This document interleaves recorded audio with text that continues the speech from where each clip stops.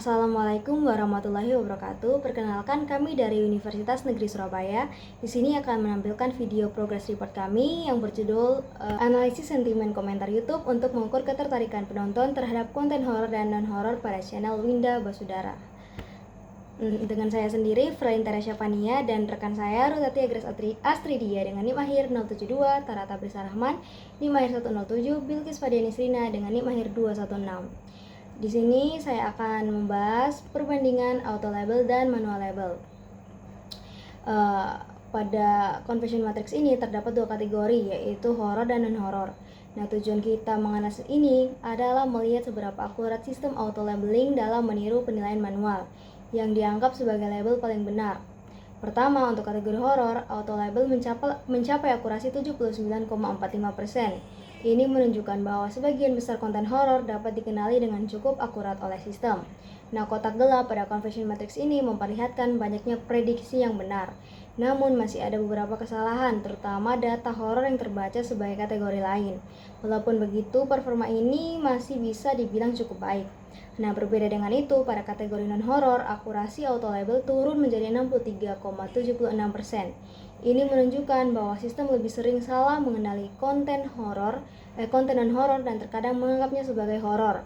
Kemungkinan karena beberapa konten non-horor memiliki tone atau kata-kata yang dianggap serupa oleh model dengan ciri khas horor. Nah, dari hasil ini, manakah yang lebih bagus, auto atau manual? Jawabannya itu manual.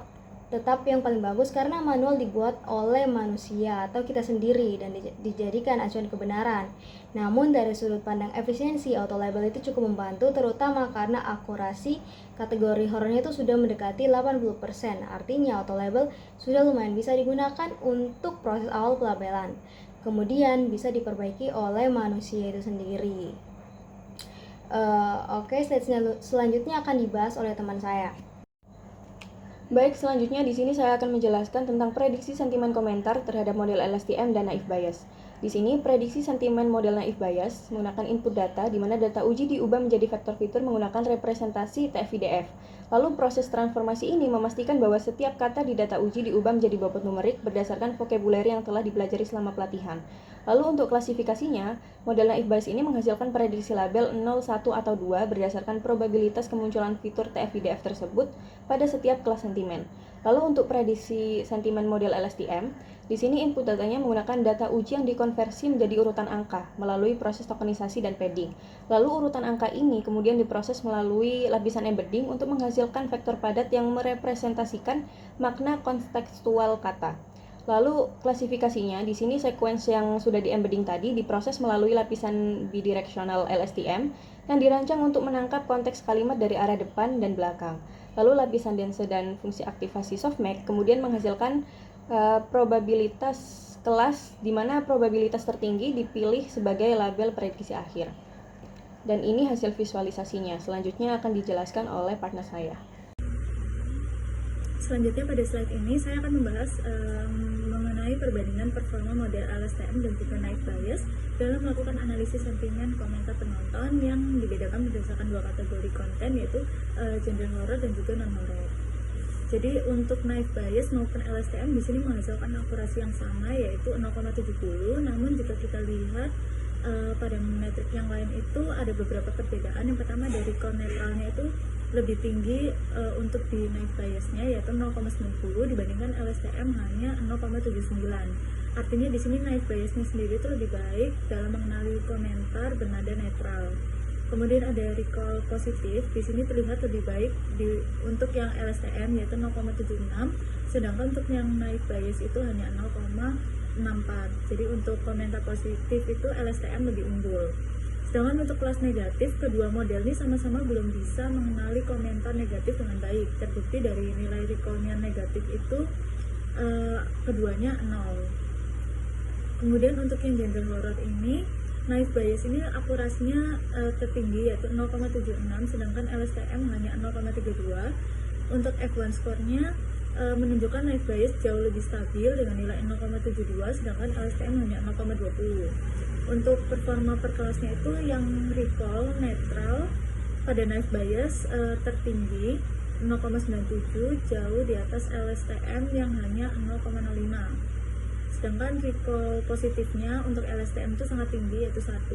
Sedangkan naive biasnya justru rendah, 0,35. Nah, sama seperti sebelumnya, kedua model ini belum bisa berhasil mendeteksi komentar negatif. Di situ terlihat bahwa negatifnya adalah 0. Untuk penjelasan selanjutnya akan dijelaskan oleh teman saya.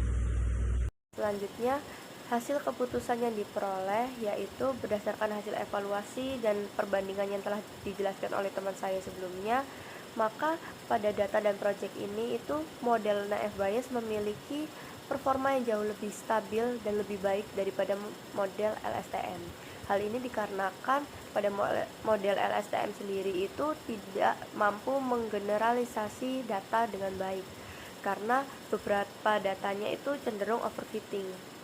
Nah, selain itu juga pada kategori pelabelannya itu sendiri, model LSTM itu tidak bisa mempelajarinya dengan baik karena adanya kecenderungan terhadap beberapa kategori pelabelan. Nah, karena hal itu, maka kita menggunakan model naive Bayes sebagai model keputusan akhirnya. Nah, sesuai dari hasil grafik ini, maka diperoleh bahwa presentasi sentimen positif itu lebih tinggi pada genre non-horor dibandingkan dengan genre horor itu sendiri. Hal ini dikarenakan di genre non-horor itu memiliki sekitar 35% sentimen positif, dan genre horor itu sendiri itu memiliki sekitar 12% sentimen positifnya saja. Sehingga maka keputusan akhirnya menyimpulkan bahwa mayoritas penonton dari channel Winda Basudara itu lebih menyukai konten non-horor dibandingkan dengan konten horor, yang bisa dilihat dari grafik yang kita peroleh. Nah, selanjutnya dari segala proses yang sudah kita lakukan terdapat kendala, yaitu setelah proses pelabelan sentimen itu dan dilakukan modeling, maka ditemukan bahwa distribusi data itu tidak seimbang antar kelas 1 dengan kelas lainnya, yaitu kelas positif, netral, dan negatif.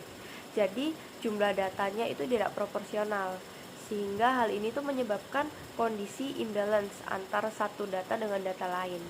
Nah, karena hal ini maka model itu tidak bisa mempelajarinya dengan akurat dan dominan kepada salah satu kelas saja. Nah, rencana tindak lanjut yang bisa dilakukan yaitu perlunya penanganan data imbalance itu, yaitu bisa dilakukan oversampling atau penyempurnaan class weight. Bisa juga dengan dilakukannya SMOTE. Lalu hal ini tuh dilakukan agar model itu tidak bias atau cenderung pada salah satu kelas saja, dan hasil klasifikasinya itu bisa jauh lebih akurat. Oke, jadi ini daftar pustaka yang kami gunakan selama penyusunan laporan. Dan sekian dari kami, mohon maaf jika ada salah kata. Wassalamualaikum warahmatullahi wabarakatuh.